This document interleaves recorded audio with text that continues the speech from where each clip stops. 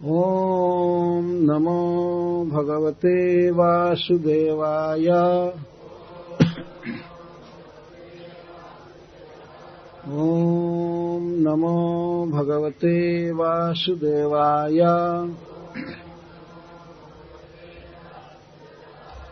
ॐ नमो भगवते वासुदेवाय।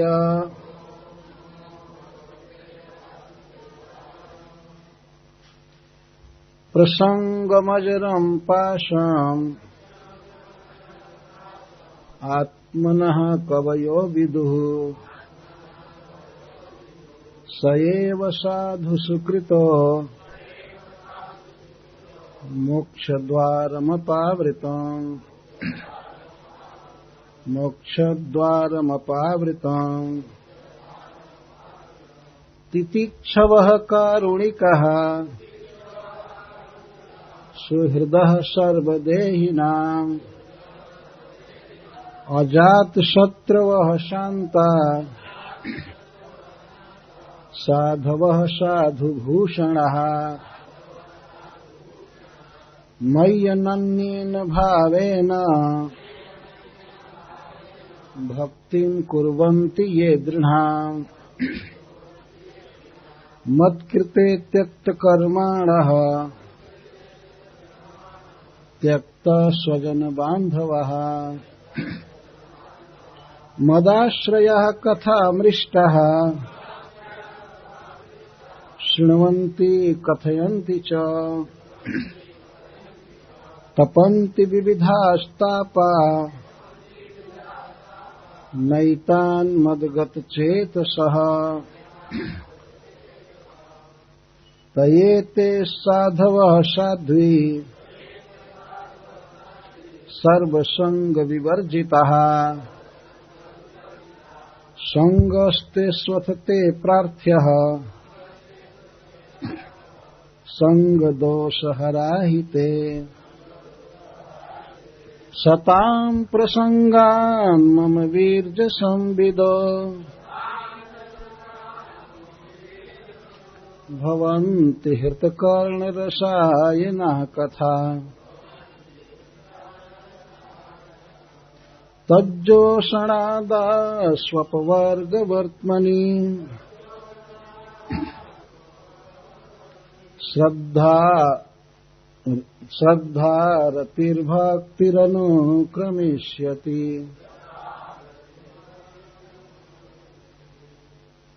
अजराम कभी क्षीण नहीं होने वाला। पाशा बंधन आत्मनः आत्मा का कवयः विद्वान लोग विदुः जानते हैं कहते हैं स एव वही प्रकृष्ट आसक्ति साधुषु साधुओं के प्रति कृतः यदि की जाए तो मोक्ष द्वाराम मोक्ष का द्वार हो जाता है। अपावृताम खुला द्वार। श्री भगवान कपिल देव अपनी माता देवहूति जी से कहते हैं कि माँ, मनुष्य की जो चेतना है, चेतः मन, यही बंधन और मुक्ति का कारण है। यदि विषयों में मन लगता है तो जीव का बंधन होता है। बहुत बहुत काल तक उसे जन्म मृत्यु के अधीन रहना पड़ता है और विविध दुख भोगना पड़ता है। पर वही मन यदि भगवान में लग जाता है, तुलसी पुरुष में, पुरुषोत्तम भगवान श्री कृष्ण में, तो वह मन फिर आत्मा को मुक्त कर देता है। जो मन संसार बंधन में बांधने वाला है वही मन खोलने वाला भी है। तो विषयों में लगता है तो आत्मा के लिए बंधन होता है और भगवान में लगता है तो आत्मा मुक्त हो जाता है। और भक्ति की महिमा भगवान बता रहे हैं, जिसे आध्यात्मिक योग कहे उन्होंने, सर्वांग नैपुरम, सभी अंग पूर्णतः एकाग्र हो जाते हैं यदि भक्ति कोई करता है तो। अब बता रहे हैं भगवान की साधु संग सबका मूल है। यदि कोई संसार सागर को पार करना चाहता है, अविद्या को तर जाना चाहता है, अज्ञान से पार होना चाहता है और अज्ञान से पार होकर के भगवान के चरणारविंद को पाना चाहता है, तो इन सब साधनों का मूल है साधु संग। कहा भी गया है, कृष्ण भक्ति जन्म मूल है साधु संग। साधु का लक्षण बाद में भगवान बताएंगे। इस श्लोक में कहते हैं कि प्रसंगम अजरम पाशम आत्मनः कवयो विदु। प्रसंग, संग का अर्थ है आसक्ति और प्र का अर्थ है प्रकृष्ट रूपे। ये बहुत आसक्ति है संसार के प्रति, इसी को कवियों ने, विद्वानों ने आत्मा का अजर पाश कहा है। अजर, जरा का अर्थ होता है बुढ़ापा। और इस संसार में जो जीव की आसक्ति है, यह अपने आप कभी नहीं जाएगी, जीर्ण नहीं होती है। शरीर जीर्ण हो जाता है पर मनुष्य की आसक्ति जीर्ण नहीं होती। भोगा न भुक्ता वयमेव भुक्ता। भोग संसार के समाप्त नहीं होंगे, ऐसे ही संसार रहेगा। भोगने वाला बूढ़ा हो जाएगा, मर जाएगा, चला जाएगा। भोग तो ज्यों के त्यों रहेंगे। मनुष्य समझता है कि मैं भोग कर रहा हूं, भोगों को भोग रहा हूं, लेकिन भोग ही उसको भोग रहे हैं। भर्तृहरि जी कहते हैं, भोगा न भुक्ता वयमेव भुक्ता। भोग नहीं भोगे जा रहे, हमको ही भोग भोग रहा है। क्योंकि अब तक जितने मनुष्यों का जन्म हुआ, बहुत काल से वे खाए पिए, ये सुख भोगे, भोग तो ज्यों के त्यों रह गए और भोगने वाले मरकर चले जाते हैं। तपो न तप्त वयमेव तप्त। कष्ट कम नहीं हुआ। कष्ट दूर करने के लिए, दुख दूर करने के लिए आदमी प्रयास करता है, दूर करने वाला ही खत्म हो जाता है, दुख ज्यों के त्यों रह जाता है। तो इस प्रकार इसको प्रकृष्ट आसक्ति कहा गया। बहुत आसक्ति है भोगों के प्रति, धन के प्रति, स्त्री के प्रति, बच्चों में आसक्ति, शरीर के सुख स्वाच्छंद में आसक्ति। तो कोई बात नहीं, भगवान कपिल देव कहते हैं कि जो आसक्ति भोगों के प्रति है, उसी आसक्ति को यदि साधुसुकृत, जिस साधुओं में किया जाए, भगवान के भक्तों के साथ आसक्ति की जाए, तो मुक्ति का खुला द्वार बन जाता है। बहुत महत्वपूर्ण बात भगवान कह रहे हैं। स एव, वही प्रकृष्ट संग, स एव वही, कोई और बदलने की जरूरत नहीं है। वही आसक्ति साधुसुकृत, यदि साधुओं में, भक्तों में की जाती है, तो मुक्ति द्वारम, मोक्ष द्वारम अपावृतम। अप आवृतम, आवृत का अर्थ है बंद और अप का अर्थ है बियॉन्ड, नहीं, मैंने खुला हुआ द्वार, खुला द्वार है मुक्ति का। यदि आसक्ति करनी ही है किसी को, तो साधुओं के साथ आसक्ति करनी चाहिए। उनके साथ बैठना, उनके साथ घूमना, वे अच्छा लगे, उनकी सेवा करना, उनसे बातें करना, जो भी संबंध करना हो तो साधुओं से करना चाहिए। जो आसक्ति करनी है तब व्यक्ति मुक्त हो जाता है। और इस संसार में लोग विषयों के प्रति आसक्त हैं, विशेष करके धन, सुख, स्त्री आदि में घोर आसक्ति है। और ऐसी आसक्ति है जिसको काल कभी भी नष्ट नहीं कर सकता है। गजेंद्र जी कहते हैं, काले न जस्य विप्लवस्तस्यात्म लोका वर्णस्य मोक्षम। काल के द्वारा अविद्या का नाश नहीं होता है, कुछ करना पड़ता है अविद्या का नाश करने के लिए।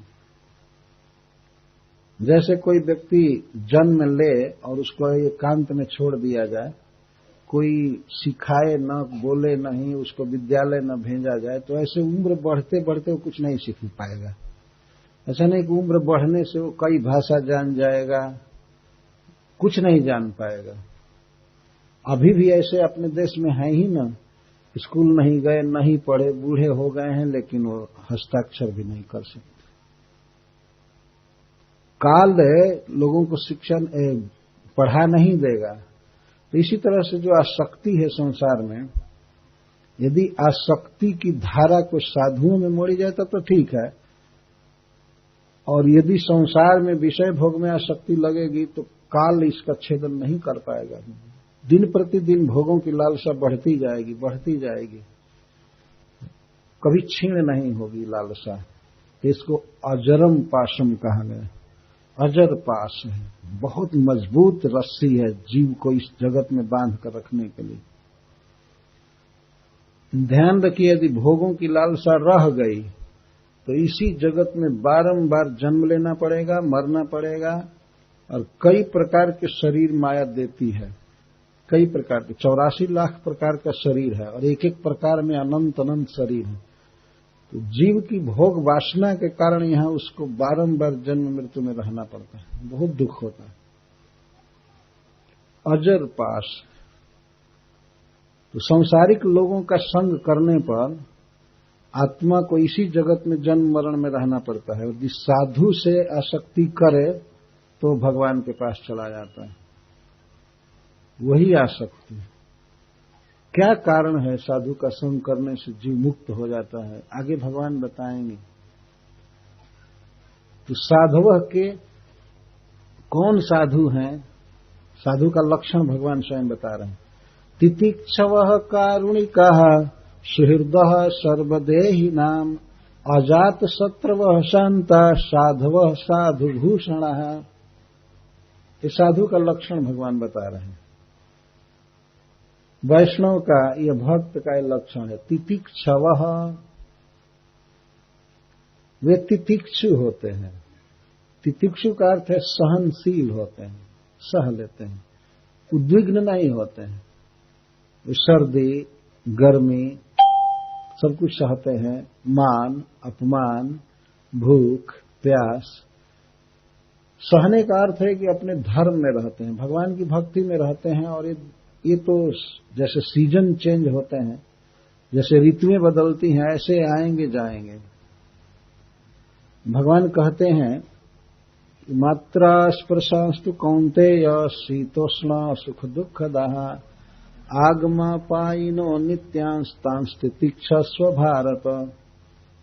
हे भरतवंशी अर्जुन, ये मात्रा स्पर्शाम, इंद्रियों के जो विषय हैं जिनको मात्रा कहा जाता है, रूप रस गंध शब्द स्पर्श, ये मात्रा है। तो मात्रा स्पर्शांश तो कौन्तेय, इंद्रियों के इन विषयों का जो इंद्रियों से स्पर्श है, तो सुख दुख। मात्रा स्पर्शांश तो कौन्तेय शीतोष्ण सुख दुखदा, कभी शीत कभी उष्ण इत्यादि। तो ये दुख देते हैं कभी कभी इंद्रियों के विषय, इंद्रियों को कभी दुख देते हैं और कभी सुख देते हैं। लेकिन ये आगमा पायिनो अनित्य, आगम और अपायन है, ये आते हैं और चले जाते हैं। जैसे जाड़ा का मौसम आता है लेकिन कुछ दिन के बाद चला जाता है, गर्मी का समय आता है चला जाता है। आगम अपायन, आते हैं चले जाते हैं। इसलिए जो धीर पुरुष होते हैं, जिनका मन मेरे चरण कमल में लगा है, वो इन सुख दुख या शीत उष्ण मान अपमान आदि से विचलित नहीं होते हैं। उनका जो कार्य है उसमें लगे रहते हैं। जैसे घोर जाड़ा का समय हो तब भी वे मंगल आरती में उठते हैं, तब भी वो भागवत पढ़ते हैं, भगवान की पूजा करते हैं, और गर्मी का दिन आ जाता है तब भी करते हैं। ऐसा नहीं हुआ कि भक्ति में अब समर वेकेशन हो गया, छोड़ दो 1 महीना, अब कोई आरती नहीं, पूजा नहीं, कुछ नहीं। और कामों में लोग बहुत प्रभावित होते हैं। हमने देखा है जब ठंडा का समय आता है तो उत्तर भारत से लोग दक्षिण भारत की यात्रा करते हैं ठंडा के दिन में, और जब गर्मी का दिन आता है तब उधर हिमालय चढ़ने लगते हैं। लेकिन जो भक्त हैं वे लोग शीत उष्ण सर्दी गर्मी सब सहते हैं, क्योंकि क्षणिक है, अनित है, आ रहे हैं जाएंगे, अपने धर्म में रहते हैं, अपना काम नहीं छोड़ते हैं। और तितिक्षु का एक अर्थ है कभी कभी उन्हें बहुत बड़ा आदर मिलता है और कभी कभी बहुत अनादर मिलता है। तो आदर भी सहते हैं और अनादर भी सहते हैं।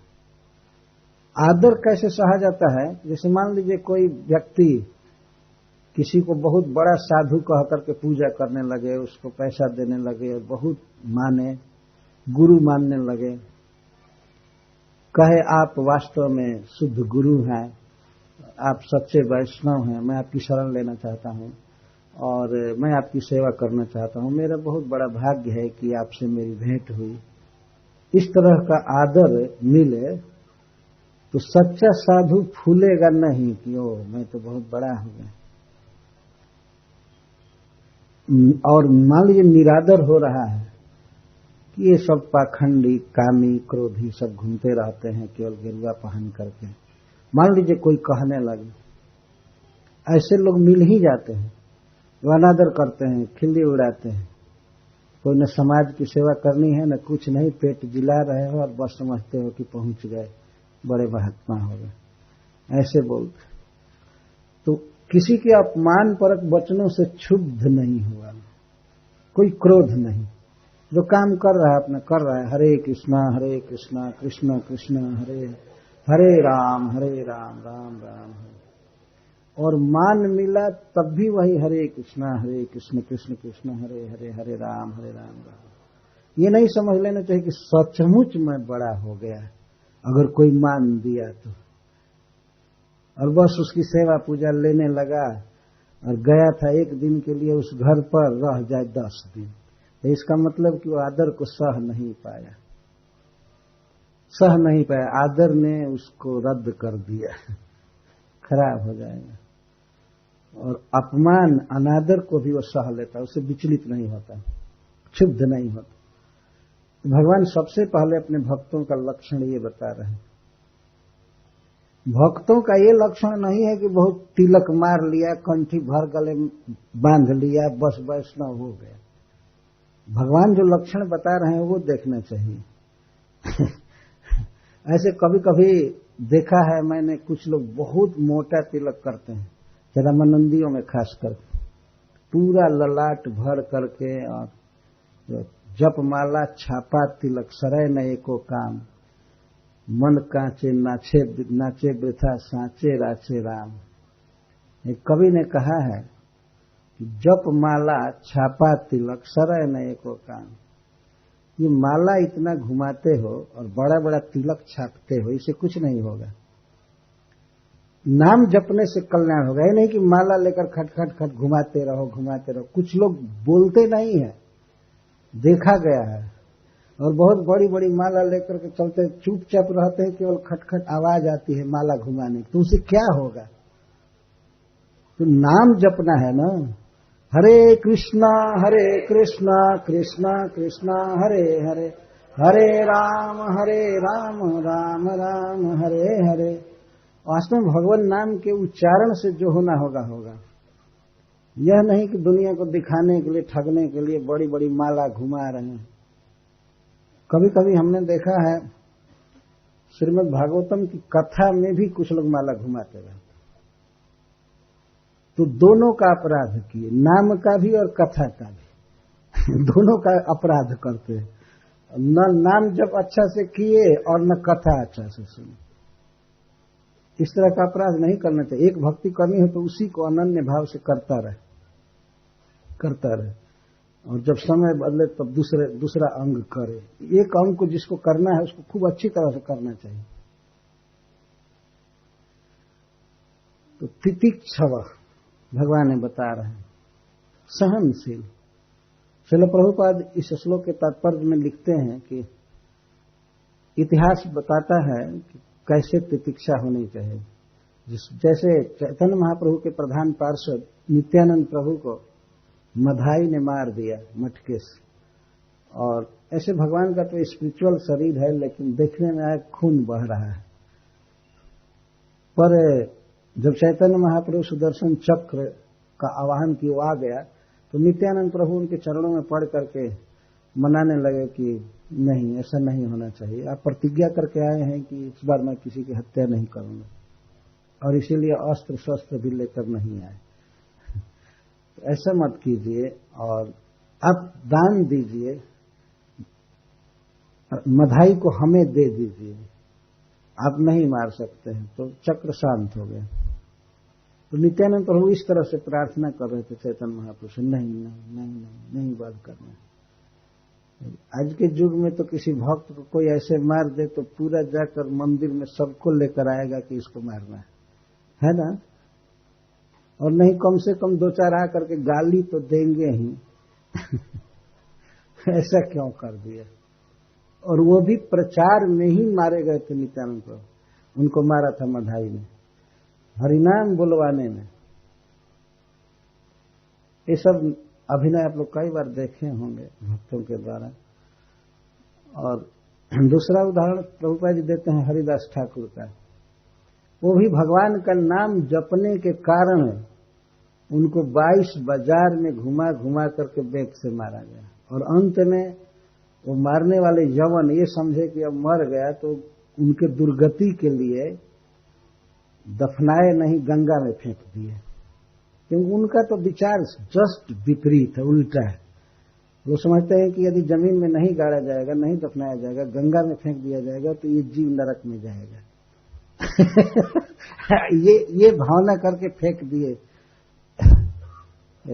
गंगा में। और उनको ये दुख था कि ये मुसलमान होकर के हिंदुओं के भगवान का नाम क्यों लेता है, क्यों हरे कृष्ण जपता है। यही बस अपराध। लेकिन भगवान की कृपा से हरिदास ठाकुर जीवित रहे, गंगा जी की लहरों ने उनकी रक्षा किया, तो जी करके फिर आ गए।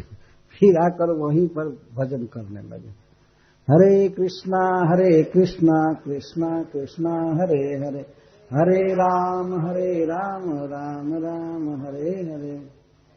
और इसी प्रकार से श्रील प्रभुपाद उदाहरण देते हैं ईसा मसीह का, क्राइस्ट का। उनको सूली पर चढ़ा दिया गया केवल भगवान का प्रचार करने के कारण, और कोई अपराध नहीं किए थे। पर इस तरह से दुख आ जाता है भक्तों पर भी। वो अच्छा काम कर रहे हैं फिर भी दुख आएगा, बहुत अच्छा काम कर रहे हैं फिर भी निंदा होने लगेगी। ये स्वाभाविक है इस संसार में आना, इसको द्वंद्व कहा जाता है। शीत है तो उष्ण आएगा ही, मान है तो अपमान होगा ही, कभी कभी शारीरिक प्रहार भी हो जाता है। स्तुति हो रही है तो निंदा होगी ही। तो चाहे स्तुति हो, निंदा हो, मान हो, अपमान हो, सर्दी गर्मी, सुख दुख, स्वजन का वियोग हो जाए, कुछ हो जाए, धन की हानि हो जाए, शरीर रोगी हो जाए, कुछ भी हो, लेकिन जो अपना कर्तव्य है उसी में भक्त लगे रहते हैं। ऐसे भक्तों को तितिक्षु कहा जाता है, सहनशील। तितिक्षव कारुणिका। और दूसरा गुण भगवान बता रहे कारुणिक, करुणा होती है। करुणा का अर्थ है पर दुख हानेच्छा, दूसरे के दुख को दूर करने की जो भावना है उसको करुणा कहते हैं।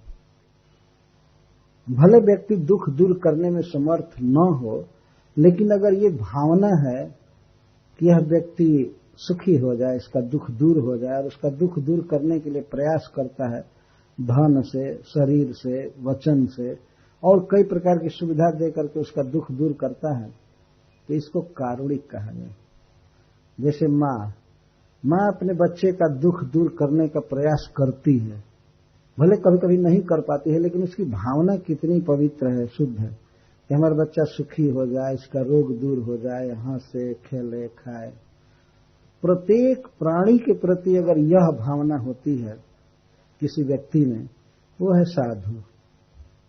करुणा करना ये सहज अच्छे लोगों का काम है। करुणा आज के युग में इस गुण का बहुत बड़ा अभाव है। लोगों का हृदय कर्कश हो गया है, देखते हैं सामने दुख भोगते हुए जीवों को, लेकिन हृदय द्रवित नहीं होता है।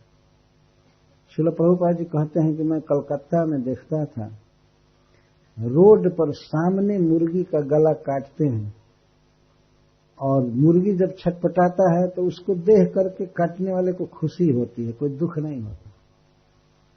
इस तरह के लोग हैं। और कितने पशु काटे जा रहे हैं, ट्रकों में ठुस ठुस करके लादते हैं, कहां से कहां ले जाते हैं, अंत में कसाई खाना में पहुंचाकर स्लाउटर हाउस में उनका वध करते हैं बहुत बुरी तरह। इस तरह के लोग राक्षस हैं वास्तव में। उनको आदमी की संज्ञा देना एक पाप है, लेकिन अब वो मनुष्य कहलाते हैं और समान अधिकार, वोट देने का अधिकार है, सब अधिकार है। पहले के समय में ऐसे अधिकार नहीं दिया जाता था किसी को, किसी पशु का इस तरह से वध कर दे कोई। महाराज परीक्षित ने देखा कि एक शूद्र गाय और बैल के जोड़े को मार रहा है तो उसकी जान मारने के लिए वो तैयार हो गया। भागवत प्रथम स्कंध में कथा है। कितने रोगों से कराह रहे हैं और सब कराह रहे हैं। तो वैष्णव वो है जो चाहता है कि उसका दुख दूर हो जाए, तो उसकी कुछ और उदार दृष्टि होती है। दुखी का दुख दूर करता है दवा दे करके, पानी दे करके, भोजन दे करके, सुंदर वचन बोल करके। और इसके साथ ही साथ वो जानता है कि इसके सारे दुखों का मूल कारण है भगवान का विस्मरण। इसीलिए वह प्रीचिंग करता है, प्रचार करता है, सिखाता है कृष्ण की भक्ति करो, कृष्ण की शरण में आ जाओ, तुम सुखी हो जाओगे। तो इसको कारुणिक कहते हैं। हमेशा दूसरे के दुख को दूर करने की भावना रहनी चाहिए। तितिक्षवः कारुणिका सुहृदः सर्वदेहिनाम।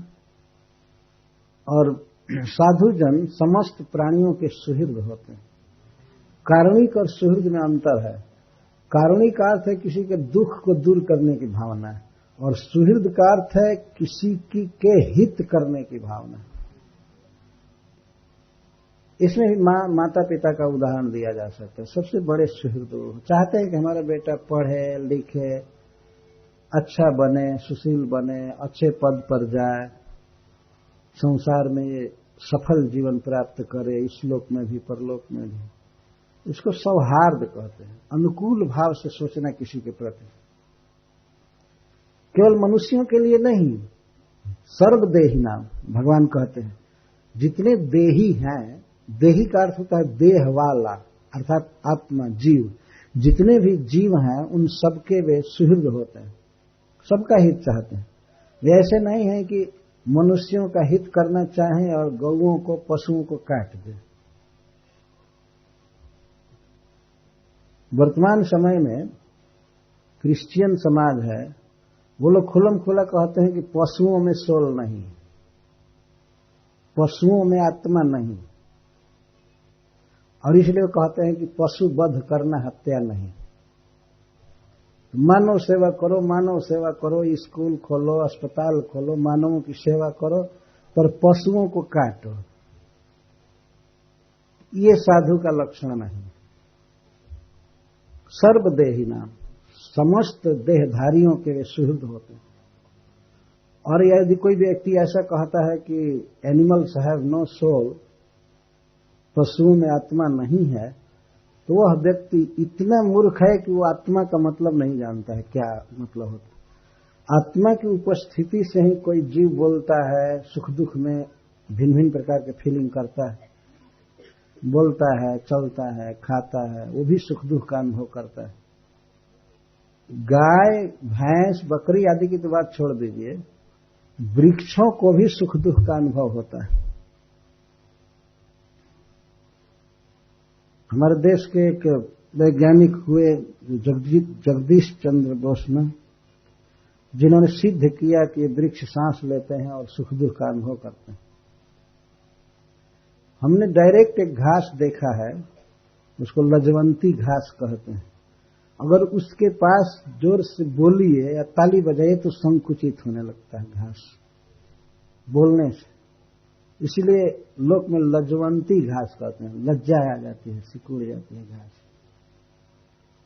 कैसे कोई व्यक्ति कह सकता है कि गाय में आत्मा नहीं है, बकरी में आत्मा नहीं है? आत्मा के लक्षण चेतना उसमें तो पूर्ण रूप से विद्यमान है। अगर कोई ऐसा कहता है कि पशुओं में आत्मा नहीं है, तो असली बात यह है कि वह व्यक्ति आत्महीन है, वो पत्थर का है, उसमें आत्मा नहीं। इस तरह से बोलते। और खुलम खुला पशुओं का वध करना, बेचना, खाना पीना, ऐसा। श्री प्रभुपाद जी कहते हैं कि केवल मनुष्यों का हित चाहने वाला व्यक्ति साधु नहीं हो सकता। सभी प्राणियों का हित, सभी को भगवान की बात सुनने का अधिकार है, सेवा करने का अधिकार है, कृष्ण कॉन्शियस होने का अधिकार है। चाहे वो जल में मछली रह रही है, चाहे आकाश में पक्षी रह रहे हैं, चाहे वृक्ष हैं, सबके सामने भगवत नाम का घोष होना चाहिए। एक बार चैतन्य महाप्रभु ने पूछा हरिदास ठाकुर से,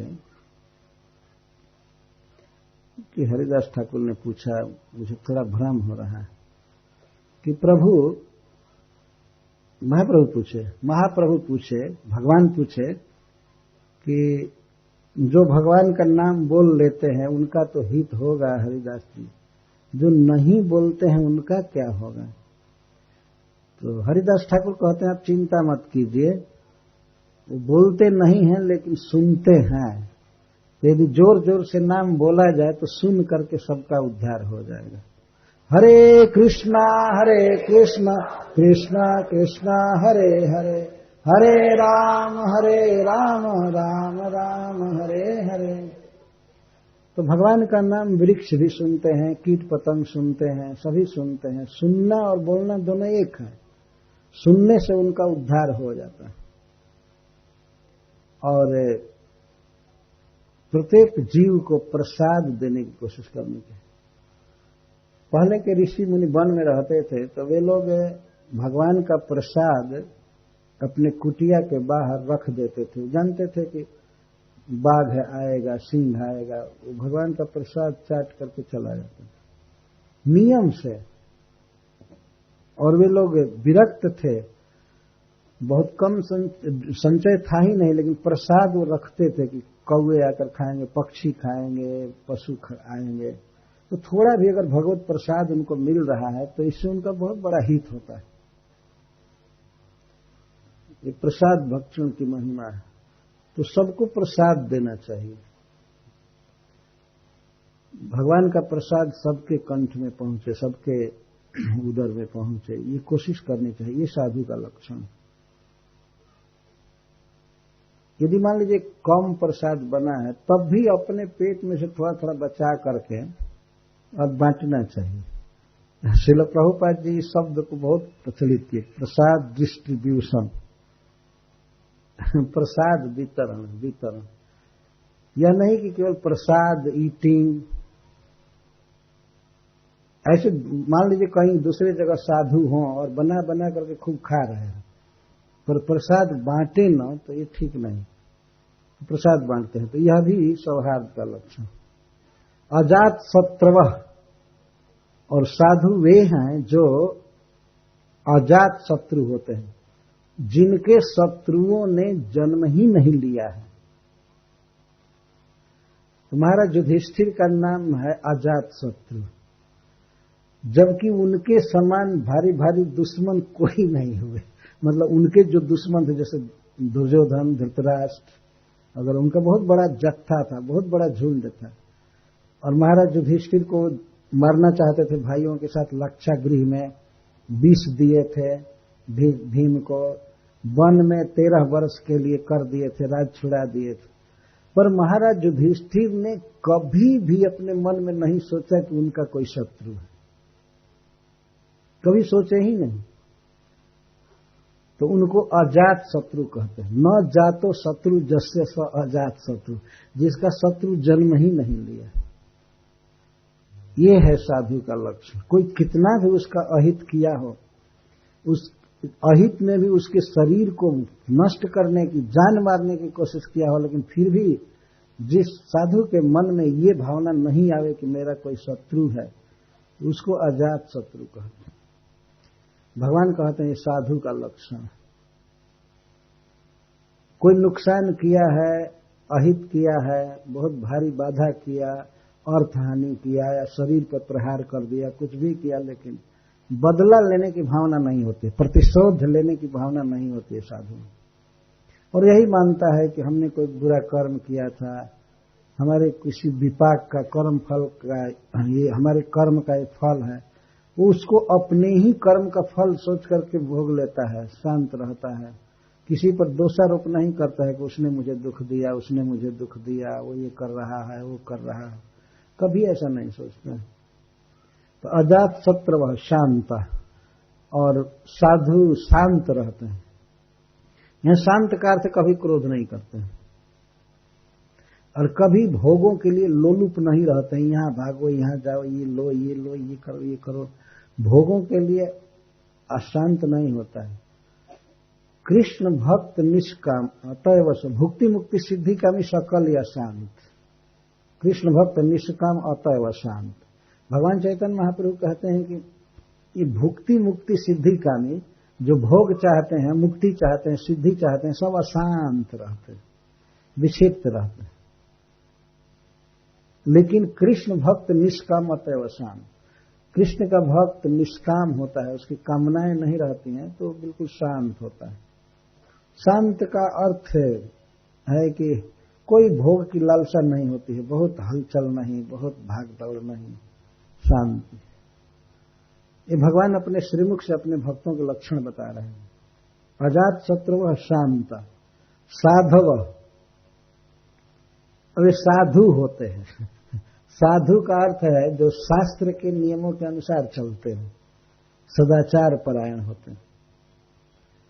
सदाचार का अर्थ सताम आचार सदाचार, जो पहले के साधुओं ने, पहले के बड़े बड़े लोगों ने किया है, जो चाल चले हैं, जो बोले हैं, जो खाए हैं, जो किए हैं, वो सदा शास्त्र के मर्यादा के अनुसार किए हैं, शास्त्र का उल्लंघन करके नहीं।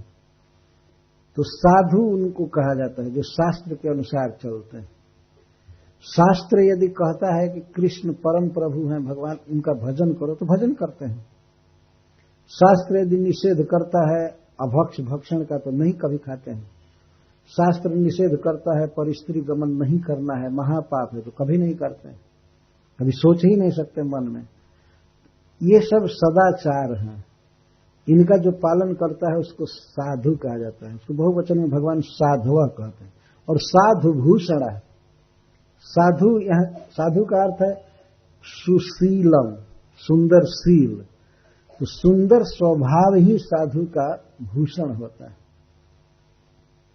आभूषण होता है। भगवान के प्रेम में गदगद रहता है और किसी का अपमान नहीं करता, किसी को दुख नहीं देता, बड़ों के प्रति नम्र रहता है, गुरुजनों के प्रति नम्र रहता है, सम्मान वालों से मैत्री करता है और दीनहीन लोगों पर कृपा करता है। इससे सुंदर शील का स्वरूप है। अपने से बड़े लोगों के सामने झुके रहना चाहिए, सदा नम्र रहना चाहिए, यह है सुंदर स्वभाव। और जो अपने समान हैं धन में, ज्ञान में, उम्र में, उनसे प्रतिस्पर्धा नहीं होनी चाहिए, उनके साथ मैत्री होनी चाहिए, मित्रता होनी चाहिए, यह है सुस्वभाव।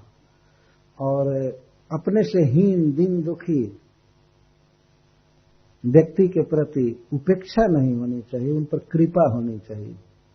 तो तीन प्रकार का भाव है, एक है प्रश्रय, मैत्री और कृपा। अपने से छोटों के प्रति कृपा रखें और अपने समान वालों से मित्रता रखें, और अपने से जो बड़े हैं, विद्या में, जाति में, किसी गुण में बड़े हैं, तो उनके सामने झुका रहना चाहिए, प्रश्रय। इसको शील कहते हैं।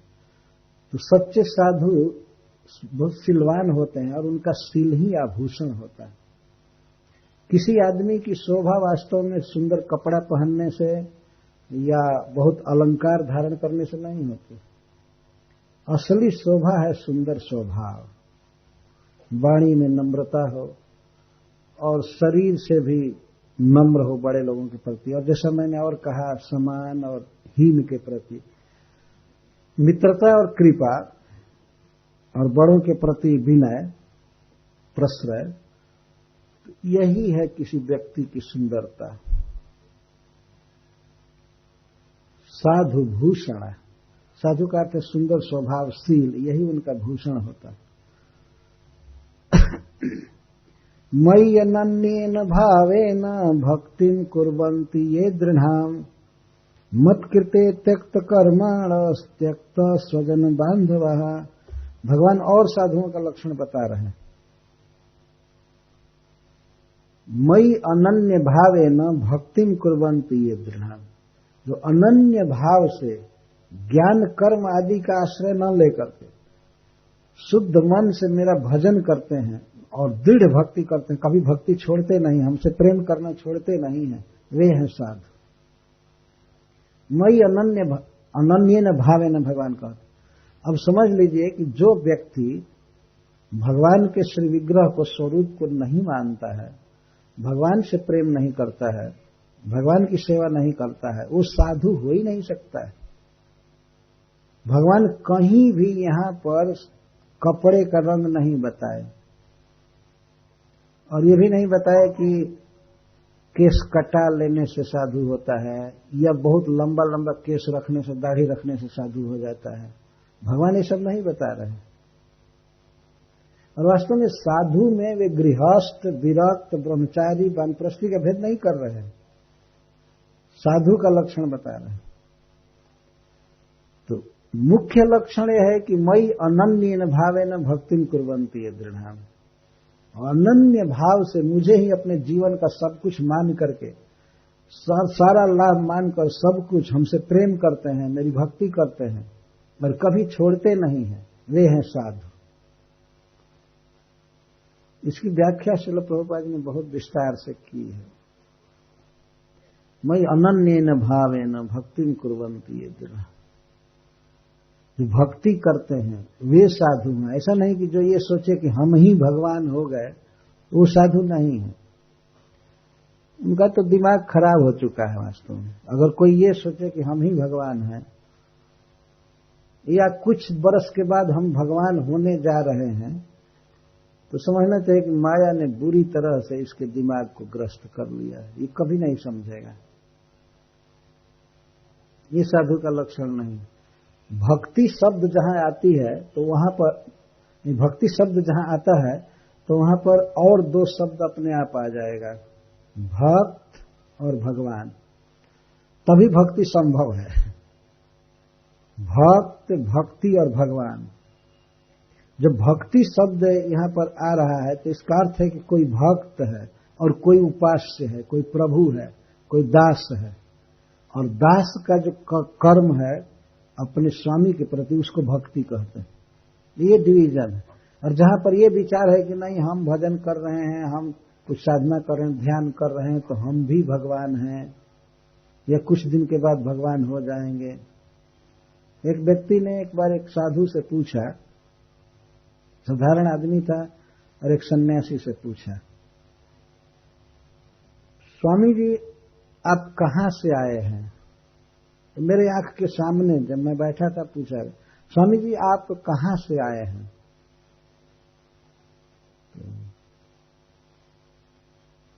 तो स्वामी जी बोलते हैं तुम जहां से आए हो वहीं से आ जाओ।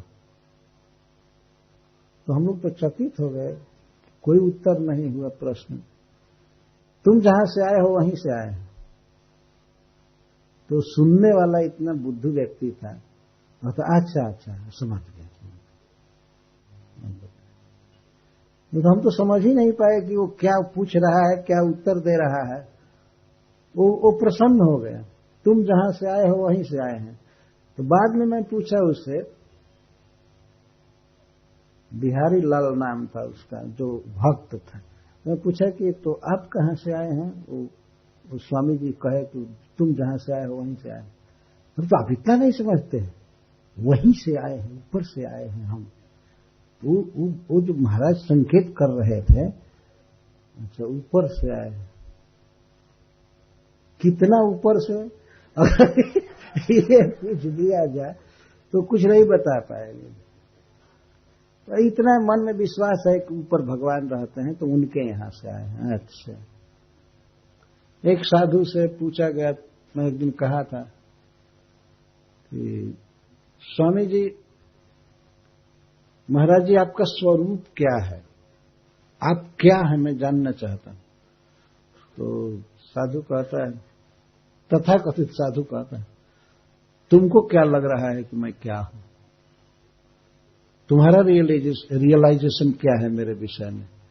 तो वो कहता है, मुझे तो आप साक्षात पर ब्रह्म परमात्मा के रूप में देख रहे हैं।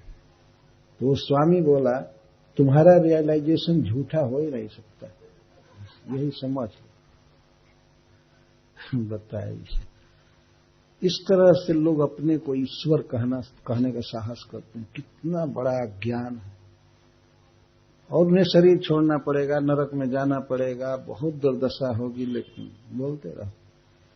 साधु वे हैं, संत वे हैं जो भगवान के भक्त होते हैं और दृढ़ भक्ति करते हैं। ये नहीं कि कुछ दिन भक्ति करके वो भी कृष्ण बन जाएंगे, छोड़ देंगे भक्ति।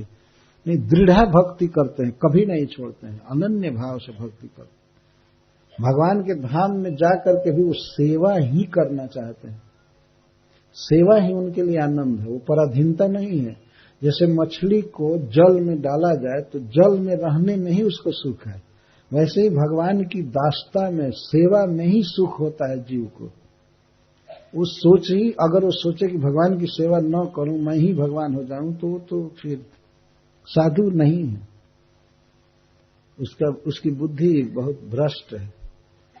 तो भगवान कहते हैं, मई अनन्य न भावे न भक्तिम कुर्वन्ति ये दृढ़, मेरे प्रति दृढ़ भक्ति करते हैं, मेरी सेवा करते हैं और विविध संबंधों में मुझे देखते हैं। कोई मुझे अपने पुत्र के रूप में देखता है, कोई साधु भगवान को अपने पुत्र रूप में देखता है, कोई अपने प्रियतम के रूप में देखता है, पति के रूप में, और कोई स्वामी के रूप में, कोई सखा के रूप में। इस तरह से भगवान के साथ प्रीति का संबंध स्थापित करके वो भगवान की सेवा करता रहता है, कभी नहीं छोड़ता है।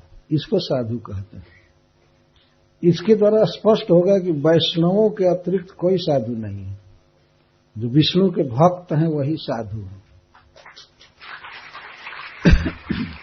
भगवान के इस प्रवचन से स्पष्ट हो रहा है, मई अनन्य भावे न भक्तिम कुर्वन्ति दृढ़ मत कृते त्यक्त कर्माण, मेरे लिए, मेरी संतुष्टि के लिए वे कर्म छोड़ देते हैं। भगवान के प्रचार के लिए, भगवान की कथा के प्रसार के लिए, भगवान की सेवा के लिए वो पारिवारिक दायित्व छोड़ देते हैं, सामाजिक सेवा छोड़ देते हैं, कर्म सीधा छोड़ देते हैं। और त्यक्त स्वजन बांधवा, मुझसे इतना प्रेम करते हैं कि यदि जरूरत पड़ जाए तो अपने स्वजनों को भी छोड़ देते हैं। जैसे गोपियों ने छोड़ दिया, अपने पतियों को छोड़ दिया, कृष्ण को नहीं छोड़ा। कितनी भी बाधाएं आई लेकिन कृष्ण को नहीं छोड़ा, कृष्ण के लिए पतियों को छोड़ दिया। प्रहलाद महाराज कृष्ण के लिए अपने पिता को छोड़ दिए, नहीं बात माने। भरत जी ने अपने माता को, कैकेयी को छोड़ दिया भगवान राम के लिए। विभीषण जी ने अपने भाई को छोड़ दिया। छोड़ने से ही पता चलता है कि सही में व्यक्ति कृष्ण से प्रेम कर रहा है, एक प्रमाण होता है। वैसे परिवार के साथ रह करके भक्ति करे और परिवार बाधक न हो तो कोई बात नहीं, लेकिन ऐसी दशा परिवार कर दे कि वो भजन करने ही नहीं देगा, कृष्ण से प्रेम करने ही नहीं देगा, तो उस दशा में कृष्ण के पास आकर भजन करना चाहिए, परिवार छोड़ देना चाहिए। एक बार मीराबाई ने एक पत्र लिखा था गोस्वामी तुलसीदास के पास। मीराबाई भगवान कृष्ण का परम भक्त थी, तो उनके घर के लोग बहुत बड़े घर के थे, राजस्थान के राजपुत्र परिवार से। तो घर में आई हुई नववधू यदि वीणा लेकर के, तानपुरा लेकर के और कृष्ण के पास नाचने लगे, मूर्ति लाई थी अपने साथ और नाचती थी, गाती थी, तो घर के लोगों को असह्य हो गया। वो लोग चाहने लगे कि इसका किसी तरह से वध हो जाना चाहिए, बल्कि विष दे दिया जाए, मर जाए। ये हो कई तरह से उपाय किए, लेकिन मीरा जी मरी नहीं। बहुत तंग किए घर के लोग, कृष्ण का नाम लेने ही नहीं देना चाहते थे, गाने नहीं देते थे, नाचने नहीं देते थे। तो मीराबाई ने एक पत्र लिखा, एक साधु के द्वारा भेजा गोस्वामी तुलसीदास जी के पास। बहुत प्रख्यात महात्मा थे, काशी में रहते थे। तो वहां पत्र में वो लिखी ये भाव कि हे गोस्वामी जी, मेरे घर के लोग मुझे बहुत बाधा दे रहे हैं कृष्ण की भक्ति में, आप कृपा करके बताइए कि मुझे क्या करना चाहिए। तो गोस्वामी तुलसीदास जी ने एक पत्र लिखा, पद बना करके लौटाया, कहा जाके प्रिय न राम वैदेही तजिए ताहि कोटि वैरी सम यद्यपि परम सने।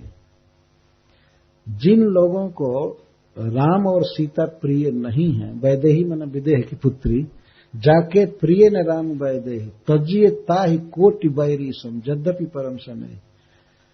भले वो बहुत स्नेह करने वाला हो, लेकिन अगर वो भगवान का भक्त नहीं है, राम सीता से प्रेम नहीं करता है, तो उसको कोटि बैरी समझकर त्याग देना चाहिए। सीधा उत्तर दिया, तजियता ही कोटि बैरी सम यद्यपि परम सने। भले कुछ भी हो, स्नेह सचमुच करता हो, उस स्नेह की कीमत क्या है? जब भगवान से ही वो द्रोह करता है, भगवान से प्रेम नहीं करता है, तो उसको छोड़ देना चाहिए। तो वे उदाहरण देते हैं, तजर पिता प्रहलाद विभीषण बंधु भरत महतारी और बलि गुरु तजयो कंत ब्रज बनितनी भय मुद मंगलकारी। इतिहास बताए मीरा जी को, प्रहलाद महाराज ने अपने पिता को छोड़ दिया।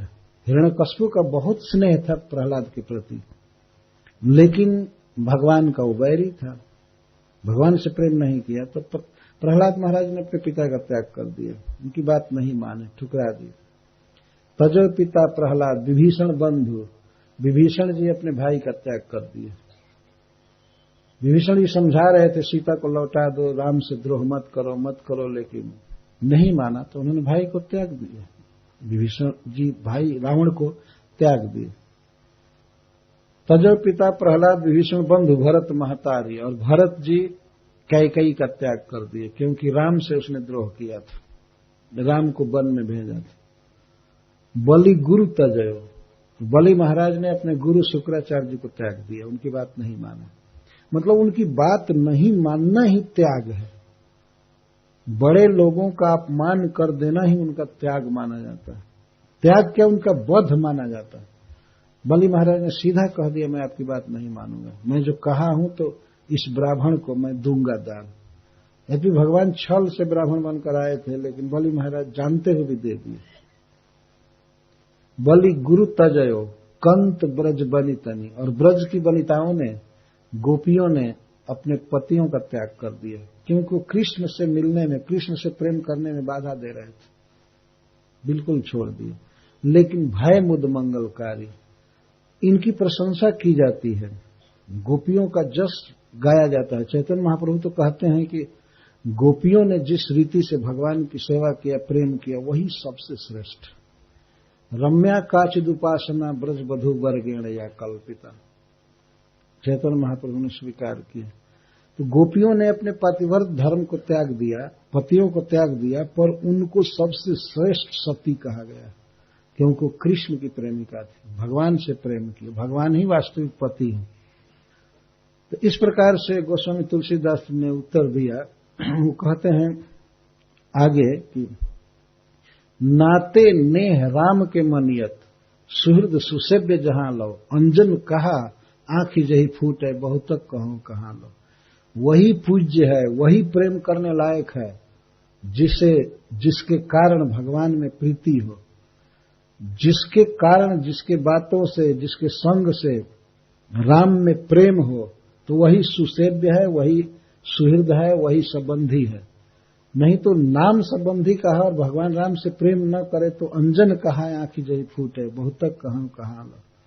जैसे नाम है, मान लीजिए किसी का नाम है पति, किसी का नाम है पिता या पुत्र या भाई, और वो हेल्प नहीं कर रहा है भगवान कृष्ण से प्रेम करने में, नहीं हेल्प कर रहा है, तो उस अंजन की तरह है जिसका नाम अंजन है लेकिन आंख में लगाते ही आंख फूट जाए तो क्या उसको अंजन कहेंगे? उसको तो त्याग करके रखना ठीक है ना। अंजन कहा आंख जही फूट है, बहुत तक कहाँ लो। नाम होने से क्या होगा कि ये पति है, ये भाई है, ये पिता है, पुत्र है। ये तो उस तरह के हैं जैसे नाम है अंजन, तो अंजन से आंख की ज्योति बढ़ती है, लेकिन वैसा अंजन जिसको आंख में लगाने पर आंख फूट जाए तो वो अंजन नहीं है। ये स्वजन आदि इसीलिए हैं कि लोग कृष्ण से प्रेम करने में सहायता करें। नहीं करता है तो त्याग दो। मीराबाई उस पत्र को पढ़ी और उसी दिन घर से निकल गई, छोड़ दिया घर को। और साधुओं के समाज में घूमती रहती थी, कीर्तन होता रहता था, कथाएं होती थी। श्री गिरधर आगे नाचूंगी, मेरे तो गिरधर गोपाल दूसरों न कोई। स्पष्ट बोलते दूसरों न कोई का मतलब मेरा पति नहीं है, मेरे तो गिरधर गोपाल दूसरों न कोई। ये वो गाया करते थे हमेशा। और मीराबाई ने दिखा दिया संसार को कि कितना अनन्य भक्त थी वो भगवान कृष्ण की। तो भगवान यहां पर कहते हैं कि मई अनन्य भावे न भक्तिम कुर्वन्ति ये दृढ़ मत कृते त्यक्त कर्माणस त्यक्त स्वजन बांधवा। इस संसार में अपने बंधुओं को, परिवार के लोगों को त्याग देना ये बहुत कठिन है, बहुत कठिन है वास्तव में। लेकिन यदि जरूरत पड़ जाए तो साधु त्याग देते हैं, भक्त त्याग देते हैं, भगवान से प्रेम करते हैं। और कभी कभी त्याग का यह भी मतलब होता है कि उनकी बात न मानना। पिताजी हैं और पिताजी अगर कहते हैं ये जप नहीं करना है तो उनकी बात न मान करके जप किया जाए तो एक प्रकार से उनका त्याग ही माना जाएगा, त्याग दिया। जप नहीं छोड़ सकते हैं, भगवान का नाम नहीं छोड़ सकते, तुमको भले छोड़ देंगे। कहैया सुनैया तजो, बाप और भैया तजो, और मैया तजो दैया पर कन्हैया नहीं तजी हो। सब छोड़ दूंगी लेकिन कृष्ण को नहीं छोड़ सकती, कोई गोपी कहती है। और सब कुछ छोड़ दूंगी लेकिन कृष्ण को नहीं छोड़ सकती। और वही हुआ भी, सब छूट गए लेकिन कृष्ण नहीं छूटे। इतना दृढ़ निश्चय होता है साधुओं का, उसको साधु कहते हैं। ऐसा नहीं है कि साधु अब दुनिया भर में वेश बनाकर घूम रहे हैं, नाना प्रकार की फिलॉसफी है, ये है वो है, ऐसा वैसा। तो भगवान का भक्त होता है। ऐसा नहीं कि वो खुद ही शिव जी हो जाता है। कुछ लोग ऐसे बोलते हैं शिवोहम, मैं शिव हूं। इसका मतलब यही हुआ। अरे शिवोहम जपने का मतलब मैं शिव जी हूं। बता, इस प्रकार का नारा बोलना कितनी बड़ी गलती है। कोई शिव हो सकता है? शिव जी के तीसरे नेत्र के पड़ते ही कामदेव जलकर राख हो गया, और काम का कीड़ा, और कहता है कि मैं शिव हूं। बताया मैं शिव जी हूं। वो तो संसार के ईश्वर हैं, स्वामी हैं। हम लोग तो निकृष्ट जीव हैं। ये क्यों कहेंगे कि हम शिव हैं? इस पर मुझे एक कथा याद आ जाती है। बॉम्बे में मेरा एक बार प्रोग्राम था, एक मारवाड़ी परिवार में प्रोग्राम था, मारवाड़ी हॉल था, तो उसमें प्रोग्राम था। तो एक व्यक्ति जो वृद्ध थे आगे बैठे थे कथा में। तो मैं कथा चालू किया तो बीच बीच में वो कभी 4 मिनट पर, 2 मिनट पर, 1 मिनट पर शिवोहम बोला करते थे। अभी हम महामंत्र का कीर्तन किए थे। कथा चालू करने, प्रवचन चालू करने से पहले कीर्तन किए थे महामंत्र का, और बीच बीच में वो निकट ही बैठे थे और ये नारा बोला करते थे शिवोहम, और ऐसे बोलते थे। और उनको सर्दी हो गई थी, बूढ़े तो थे ही, खांसते थे, खा करके फिर बीच में शिवोहम। मुझे बहुत डिस्टर्ब हो रहा था प्रवचन करने बहुत डिस्टर्ब। तो मैं तो सहन किया, लगभग 10-15 मिनट तक सहन किया, और मुझे लगभग 1 घंटा प्रवचन करना था। किसी तरह मैं सहन किया, तो एकाएक मैं चुप हो गया। माइक ठीक था, सब कुछ ठीक था, सब लोग सुन रहे थे, मैं चुप हो गया। तो जो आयोजन किए थे कहे, स्वामी जी बोला जाए, क्या बात है अब चुप हो गए? तो मैंने कहा पहले शिव जी को यहां से हटाइए, पहले शिव जी को हटाइए, इनके कारण मुझे बहुत डिस्टर्ब हो रहा है। तो वो लोग तो समझे नहीं कि मैं क्या कह रहा। ये शिव जी को बहुत खांसी हो गई है, सर्दी हो गई है, इनको जरा यहां से हटाइए हटाइए। तो क्या बात है, शिव जी को हटाइए? तो उन लोग, कुछ लोग उठ करके आने लगे हमारे पास, क्या बात है, क्या स्वामी जी क्या बोल रहे हैं? मैं कहा ये बीच बीच में जो रट रहे हैं कि अहम शिव, अहम शिव, तो शिव जी बहुत डिस्टर्ब कर रहे हैं, इनको यहां से हटाइए। तो लोगों ने कहा अरे भाई चुप रहिए, जी बोलते रहते हैं, जहां आपको बोलना है उधर बोलिए, कथा के समय मत बोलिए, चुप रहिए। वो तो बेचारा चुप हो गया। हमें समझाया जीव शिव नहीं है, शिव जी है, वो ईश्वर है, भगवान है, और दूसरे सब सेवक हैं, दास हैं, दीन हैं। उनको इस तरह से बोलना कि शिवो हूं, ठीक नहीं है। मैं समझाया तो वो बेचारे तो चुप हो गए, और जब प्रवचन खत्म हुआ तो सभा में खड़ा होकर के कान पकड़े कि ये कभी नहीं बोलूंगा। और उन्होंने कहा कि मैं नहीं जानता था कि इसका ये मतलब होता है। ऐसे उसका दूसरा भी मतलब होता है, मैं कल्याण स्वरूप हूं, मैं आत्मा हूं, मैं देह नहीं हूं, ये भी अर्थ होता है। लेकिन लोक में लोग यही समझते हैं कि कह रहा है कि मैं शिव हूं, मैं शिव हूं, महादेव जी मैं हूं। इस प्रकार से वचन भी बोलना कितना भारी गुनाह है, कितना बड़ा पाप। जपना ही है तो कहो दासोहम दासोहम। कभी कभी लोग जपते हैं सोहम सह अहम, मैं भी वही हूं, अरे सोहम जपते, उसका भी अर्थ दूसरा है, राइट, युक्त अर्थ है। लेकिन वो लोग यही समझते हैं सोहम वाले कि मैं वही हूं, वही मतलब भगवान, मैं वही हूं, मैं वही। क्या रट रहे हो? रटने से क्या होगा? अगर कोई व्यक्ति यहां बैठ करके 8-8 घंटा रटे, प्रधानमंत्री अहम, प्रधानमंत्री अहम, प्रधानमंत्री अहम, तो क्या उसको पोस्ट मिल जाएगा रटने से? बल्कि दूसरे लोग डिस्टर्ब होकर के उसको मारने लगेंगे, क्या बक रहे हो, कोई काम करो, दूसरा काम करो, ये क्यों रट रहे? लेकिन मैं ईश्वर हूं, मैं भगवान हूं, ईश्वरो हम सिद्धो हम बलवान भोगी, ऐसे गीता में कहा गया।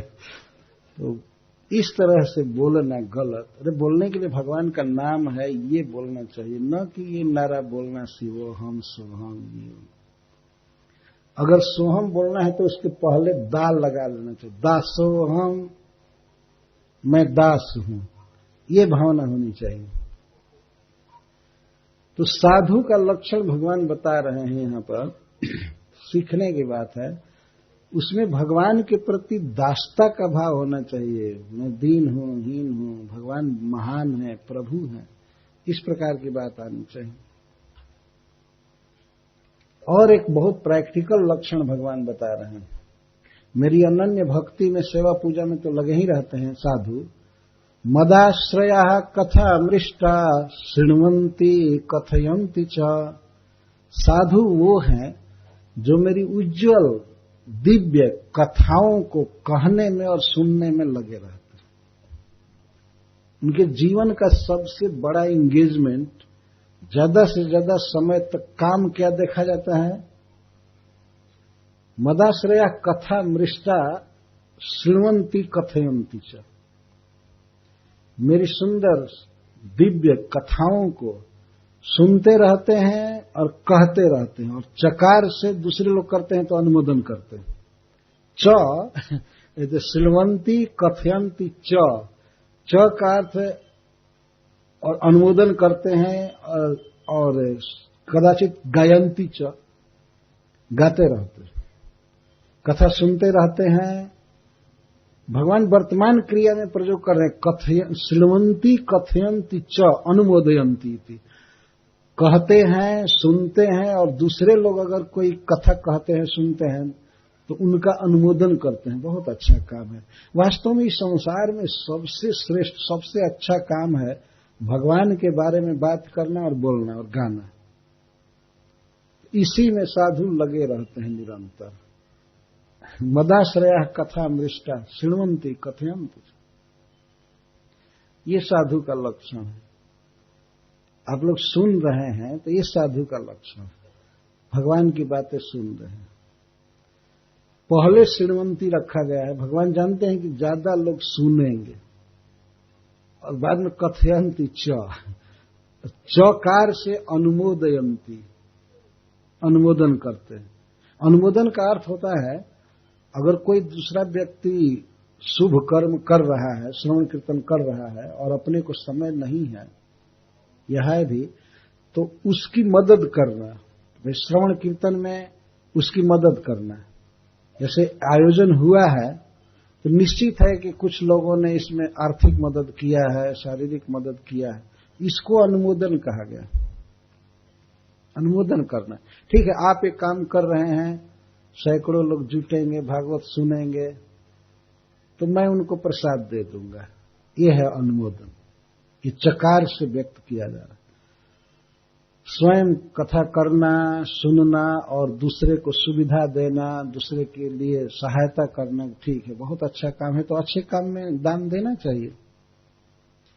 यही है वास्तव में धर्म।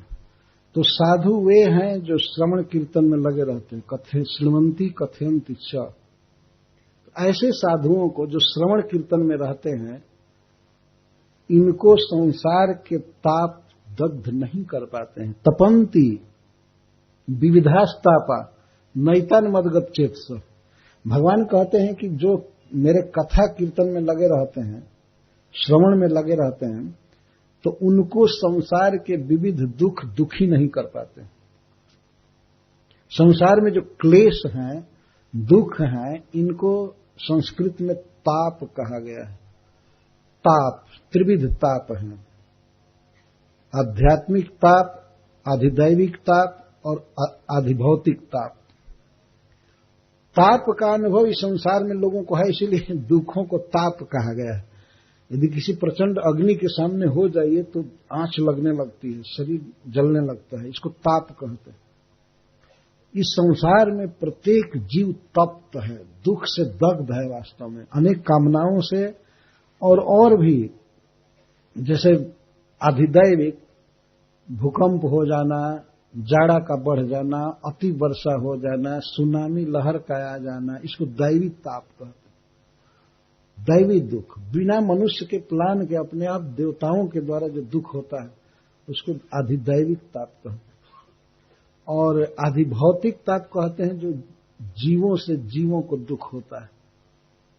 एक जीव दूसरे जीव को दुख देता है, ये दुख जो है आधिभौतिक दुख का। भूत माने जीव। बहुत भय है मनुष्यों को, यहां पर मनुष्यों से बहुत भय है। घर में ताला क्यों लगाते हैं? किसी गाय के भय से नहीं, भैंस के भय से नहीं, पक्षी के भय से नहीं, मनुष्य के भय से ताला लगाना पड़ता है।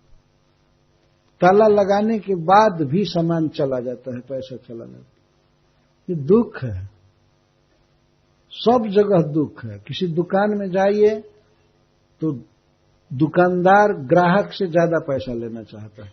यह भी एक बहुत भारी दुख है। कई प्रकार के दुख हैं। कहीं बैठिए, खास करके बंगाल में मायापुर आदि में तो मच्छरों से बहुत भय है। मच्छर बहुत खाते हैं, वहां सताते रहो। ये दुख है। कितने बड़े बलवान वे हैं, अगर मच्छरों के स्थान में राष्ट्रपति और प्राइम मिनिस्टर भी आएंगे तो उनका भी खून लोग पीने लगेंगे। थोड़ा भी हिचक नहीं सकते कि ये भारत के भाई बहुत बड़े व्यक्ति हैं, इनका खून नहीं पीना चाहिए। प्रकृति के नियम कितने बलवान हैं और जीव कितना असहाय है, इसको भौतिक दुख कहते हैं। जीव से जीव को दुख है, सर्प से दुख है, मनुष्यों से दुख है, मच्छर से दुख है, बहुत प्रकार के आपस में डीलिंग्स में एक व्यक्ति चाहता है दूसरे को चीट करे, उसको ज्यादा ठग ले, उसको ऐसे करे, ये करे, बहुत दुख है। और आध्यात्मिक दुख, आत्मा का अर्थ कभी कभी देह और मन होता है। अपने आप दुख उत्पन्न हो जाता है देह में, कोई दूसरा नहीं देता है, कोई प्रयास नहीं होता है, लेकिन देह में फोड़ा उठ जाना, फीवर, बुखार हो जाना, अन्य कई प्रकार के रोग जैसे कैंसर हो जाना और फोड़ा, फुंसी, सर्दी, कई प्रकार के रोग हैं, अपने आप हो जाते हैं। ये दुख है। और मन में भी दुख होता है, मन में चिंता होती है, ग्लानि होती है, यह चीज मेरे पास नहीं है, यह ऐसा, इसमें क्रोध आना, द्वेष आना, काम आना, ये सब दुख है। तो इसको विविधा तापा कहते हैं। 3 प्रकार के ताप हैं और एक एक ताप के अनेक प्रकार हैं, इसलिए भगवान कहते हैं विविधा तापा। ये जीवों को दुख देते ही रहते हैं, लेकिन जो लोग भगवान की कथा में रहते हैं, श्रवण कीर्तन में रहते हैं, उनको ये ताप दग्ध नहीं कर पाते, नहीं सता पाते।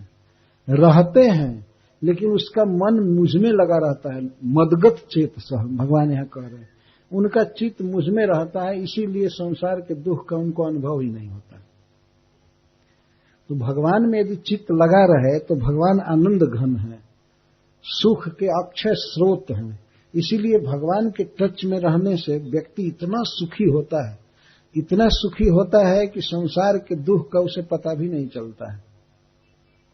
और दुख से दुखी होना तो दूर की बात, पता भी नहीं चलता। भगवान के सुख से वो सुखी रहता है। और भगवान के सुख का उसे अनुभव क्यों होता है, कैसे होता है? कथा द्वारा। कथा सुन करके वो भगवान के टच में हो जाता है, उसका मन लग जाता है, और भगवान के साथ कनेक्शन होते ही मन से या वाणी से वह सुखी हो जाता है। इतना सुखी हो जाता है कि संसार के कोई भी क्लेश उसको दग्ध नहीं कर पाते, वो सताया नहीं जाता है। तपंत विविधास्तापा नैतन मदगत चेतस। अब भगवान कह रहे हैं कि हे साध्वी, हे मां, तुम भी साधु हो, साध्वी हो। जैसा साधु मैं वर्णन कर रहा हूं, तुम भी उसी में एक हो। तो एते साधव साध्वी सर्वसंग विवर्जिता संगस्ते स्वथते प्रार्थ्य संग दोष हराहिते। अब भगवान अंत में उपदेश कर रहे हैं अपने मां को। तो एते साधव, जो संसार के ताप से तप्त नहीं होते हैं, संसार के दुख का उन पर प्रभाव नहीं होता है, ते एते साधु, वही साधु है। भगवान कहते हैं लास्ट में समाहार करके, जो मेरे श्रवण कीर्तन में रहते हैं, मेरी कथा में रहते हैं, सुनने में और कहने में, तो उनको संसार के ताप तप्त नहीं कर पाते हैं, यही साधु है। और गुणों के साथ लास्ट गुण भगवान ने यही वर्णन किया कथा कीर्तन का। साधु की मुख्य पहचान है कि वे भगवान के गुणों के कीर्तन में रहते हैं और श्रवण में रहते हैं, कथा में लगे रहते हैं। मैं श्रीमद् भागवतम कह रहा हूं, और आप लोग जरूर संस्कृत समझते ही हैं, कुछ लोग तो पूरा समझते हैं, लेकिन संस्कृत के केवल शब्द आवे तो भारत में हिंदू में जन्म लेने के कारण कुछ न कुछ तो आइडिया होगी सबको। साधु के लक्षण भगवान बता रहे हैं कि जो मेरे कथा कीर्तन में लगे रहते हैं, श्रवण कीर्तन में लगे रहते हैं, वही साधु है। फाइनल, तो एते साधव साध्वी, हे साध्वी, यही साधु है। सर्व संग विवर्जिता, अन्य सब प्रकार की आसक्ति से वे शून्य होते हैं, मुझ में आसक्त रहते हैं। तुमको चाहिए कि जीवन में सबसे पहला काम तुम क्या करो? संगस्तेषु अथ, अथ शब्द का अर्थ है प्रथमम, सबसे पहले माता जी तुमको ये कोशिश करनी चाहिए, प्रयास करनी चाहिए कि जहां पर मेरा श्रवण कीर्तन करने वाले साधु जन हों उनके संग की प्रार्थना करो, चेष्टा करो। तुम्हें चाहिए, मांगना चाहिए, प्रार्थ्य का अर्थ उपाय करना चाहिए जिससे तुमको साधुओं का संग मिले। संगस तेसु अथ ते प्रार्थ्य संग दोष हराहिते। तो ऐसे साधु सब प्रकार की आसक्ति को दूर कर देते हैं, विषय भोग की लोलुपता को नष्ट कर देते हैं। भगवान अद्भुत बात कहते हैं, ते प्रार्थ्य त्वया प्रार्थ्य, तुम्हें प्रार्थना करनी चाहिए, तुम्हें उपाय करना चाहिए, परिश्रम करना चाहिए ऐसे साधुओं के संग में रहने की। संगस्तेषु अथ ते प्रार्थ्य। भगवान की कथाओं में ही भगवान के वीर्य का पता लगता है। वीर्य का अर्थ होता है प्रभाव, सहज प्रभाव, विलक्षण गुण, उनके सौंदर्य, उनकी कृपा, उनका यश, उनका वैराग्य, बल, ये सब भगवान की कथाओं के द्वारा ही पता चलते हैं। वीर्य संविदा का अर्थ है कि संविद सम्यक वेदनम, जानकारी जासु कथासु ता। भगवान की कथाओं में ही पता चलता है कि भगवान कितने सुंदर हैं, कितने रसिक हैं, कितने दयालु हैं, कितना उनका ऐश्वर्य है, कितनी उनकी स्मृति शक्ति है, ज्ञान है, बल है, जस है, सब कुछ। जब तक कोई व्यक्ति भगवान की कथा नहीं सुनेगा तो भगवान के बारे में क्या ज्ञान होगा।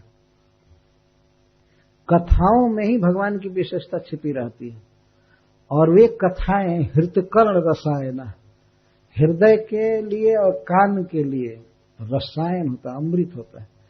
अर्थ का विचार करने पर हृदय के लिए रसायन होता है और शब्द लालित्य के कारण कान के लिए रसायन होता है। कभी कभी आपने देखा होगा कि कोई व्यक्ति किसी गीत के अर्थ को नहीं समझ रहा है, फिर भी वो लुब्ध हो जाता है, कर्ण रसायन होता है। हरिण को सुना जाता है, सर्प को सुना जाता है, वो गीत सुनते हैं, बाजा सुनते हैं, उसका कोई अर्थ नहीं जानते हैं, लेकिन वो भी लुब्ध हो जाते हैं। तो भगवान की कथाओं का ऐसा प्रभाव है, जिन शब्दों में भगवान के गुण आ जाते हैं तो कान के लिए अमृत जैसे लगते हैं और अर्थ यदि समझा जाए तो हृत रसायन, हृदय में आनंद उमड़ जाता है, हृतकर्ण रसायन। तो भगवान का वीर्य क्या है? वीर्य का ऐसे अर्थ है वीरता, और वीर्य का अर्थ है प्रभाव। लोकोत्तर प्रभाव जो भगवान का है उसको भगवान का वीर्य कहते हैं। किसी वस्तु की जो विशेषता होती है, अपना गुण होता है, स्वरूप होता है, उसको उस वस्तु का वीर्य कहते हैं। जैसे एक छोटा सा उदाहरण देकर मैं समझा रहा, कोई व्यक्ति मिर्च खा रहा है और मिर्च मान लीजिए बहुत तेज है, बहुत तीता है, तो मिर्च को खाने के बाद उसके वीर्य का पता चला, उसकी विशेषता का, तीता लगने लगता है। इसी तरह से भगवान के बारे में जब सुनेंगे तब पता चलेगा कि भगवान की क्या विशेषता है, कितना दयालु हैं, कितना पवित्र हैं, कितने बड़े हैं, उनका ऐश्वर्य, माधुर्य, दया, जीवों के प्रति स्नेह कितना है, और किस तरह से सबके पालक हैं, सृष्टि किए हैं, चला रहे हैं।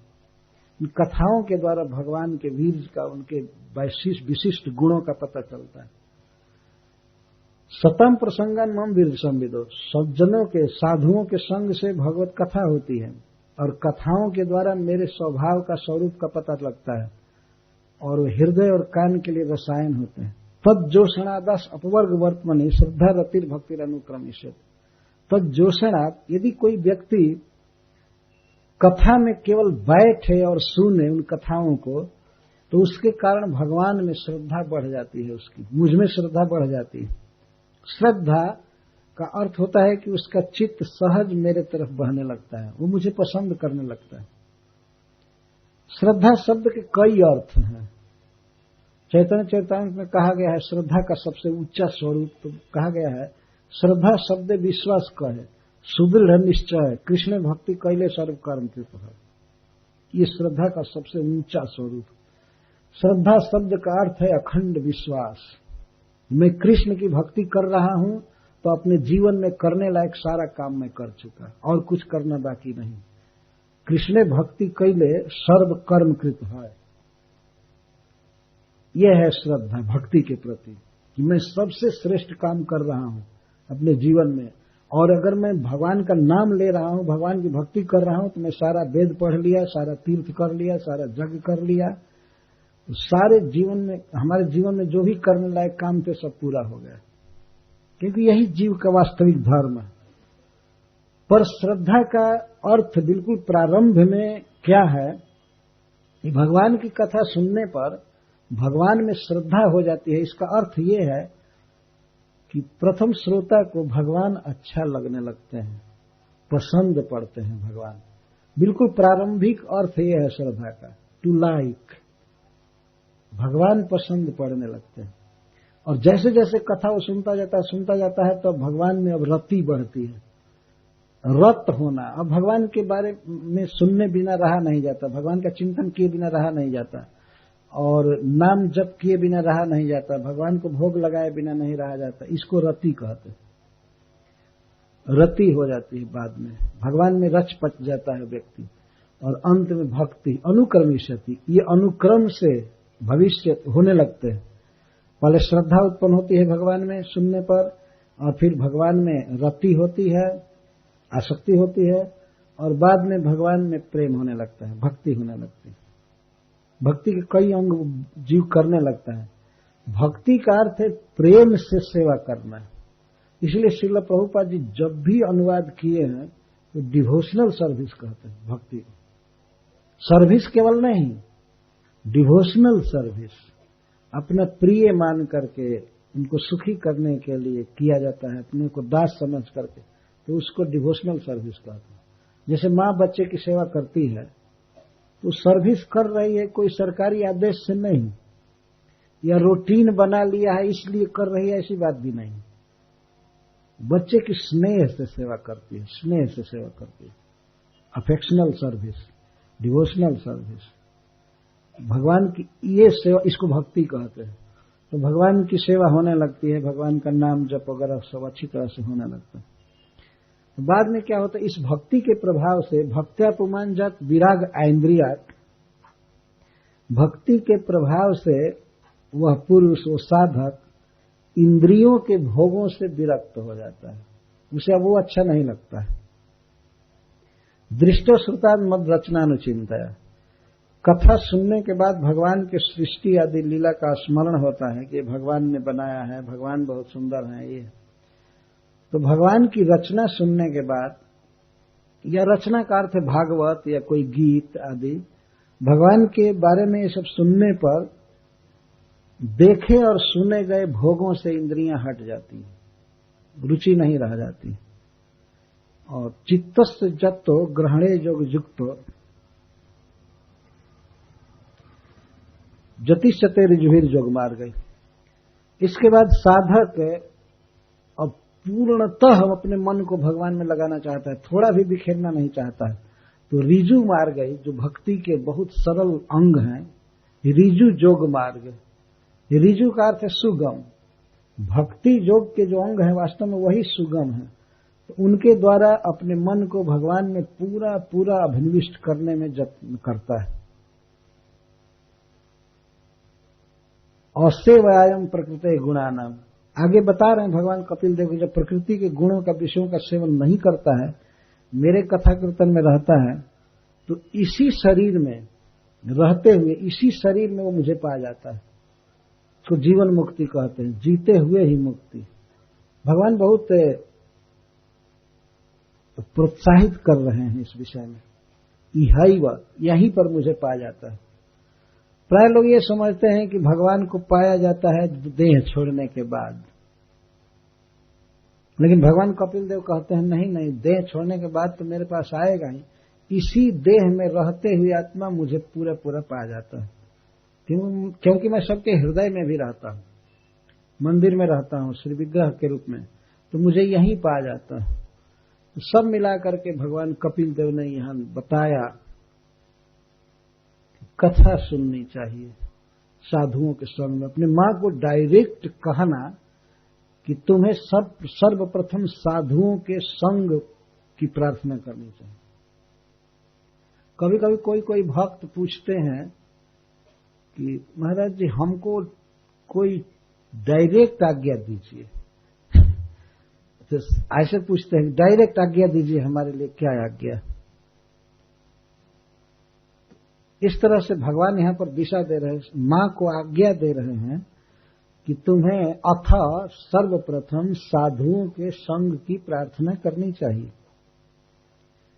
साधुओं के संग में रहने की, साधुओं के संग में रह करके ही तो भगवान की कथाएं मिलती हैं, और तब भगवान का ज्ञान होता है, वैराग्य होता है, तब भगवान में भक्ति प्रेम बढ़ता है, और प्रेम बढ़ने पर भगवान मिल जाते हैं। ये उपाय, इस प्रकार ये भगवान के उपदेश यहां चल रहे हैं। और ये सुन करके माता देवहूति ने पूछा भगवान से, स्पेशल प्रश्न पूछ रही। उसने पूछा कि हे प्रभु, आप तो भक्ति के अंगों का वर्णन किए, भक्ति बहुत प्रकार की होती है, मेरे लिए क्या उचित भक्ति है, आप ये बताइए। काचित त्वयि उचिता भक्ति, मुझे कौन भक्ति करनी चाहिए। समान रूप से भक्ति के अंगों का भगवान ने वर्णन किया। मैं स्त्री हूं, आप विचार कर लीजिए, मैं एक तो स्त्री हूं और अपने को हीन कह रही है कि मुझे कम बुद्धि है, तो आप मेरे लिए स्पेशल बताइए कि मुझे क्या करना चाहिए, भक्ति के किस अंग का हमें पालन करना चाहिए।